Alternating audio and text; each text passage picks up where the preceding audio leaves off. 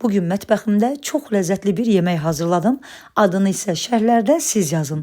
Əvvəlcə 4 stəkan una, 1 çay qaşığı duz, 1 ədəd yumurta və 1 stəkandan 50 ml artıq ilıq su əlavə edərək orta bərklikdə bir xəmir yoğurdum.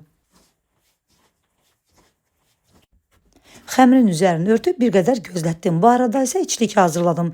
İçlik üçün də lazım olan ispanaqları təmiz yuyub, suyunu süzdükdən sonra xırda-xırda doğradım. Ayrıca bir tavada da baş soğanı xırda-xırda doğrayıb kərə yağında qovurdum. Üzərinə duz və 2-3 sapda yaşıl soğan əlavə edib birlikdə bir qədər qarışdırıb götürürük. Qovurduğumuz soğançanı ispanaqların üzərinə əlavə edirəm və qara istiot əlavə edib qarışdırıram.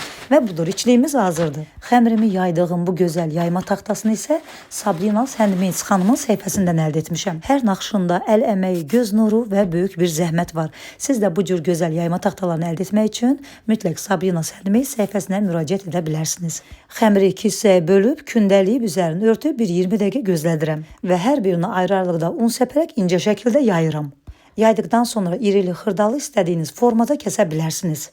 Mənim səbrim çatmadığı üçün çox xırda kəsmədim. Hər birinin içliyinə 1 çay qaşığı yarım içlikdən əlavə edərək gürzə şəklində bükürük. Mən kündənin birini bu cür hazırladım, digər kündəni isə kəsib xəngəl bişirdim. Siz hamısını bu üsulla hazırlasanız, onda ispanağın miqdarını, yəni dəstəsini mütləq artırmalısınız. Bu yeməyi hələ anam rəhmətlik sağ ikən, demək ki, anamgilin qonşuluğunda Gürcüstanlı bir qonşumuz var idi. Onlar bişirib və bizə də pay vermişdilər. O vaxtdan bu yeməyin dadı damağımda qalmışdı və bu dəfə də özüm hazırlamaq istədim. Hamısını büküb hazır etdikdən sonra qazanda suyu qaynadıram, içərisinə duz və 1 yemək qaşığı da duru yağ əlavə edirəm ki, bişərkən xəmirlər bir-birinə yapışmasınlar. Bu yemək bol ispanaqlı olduğu üçün qatıqla çox ləzzət eləyir. Bu arada qatığı da özüm hazırlamışam. Evdə çalınan qatıq həqiqətən də bir başqa olur.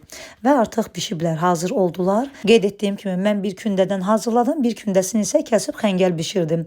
Və 2 dəfəyə olmaqla qaynayan suyun içərisinə əlavə edirəm, bişirirəm. Sonda da üzərinə əridilmiş kərə yağı əlavə edirəm. Servis edərkən də sarımsaqlı qatıqla, acılı ketçup və heyva rubu ilə servis edirəm. Bilirsiniz necə ləzzətlidir. Mütləq hazırlayın. Hazırlayanlara nuş olsun. Göz haqqınızı halal edin. Hələlik.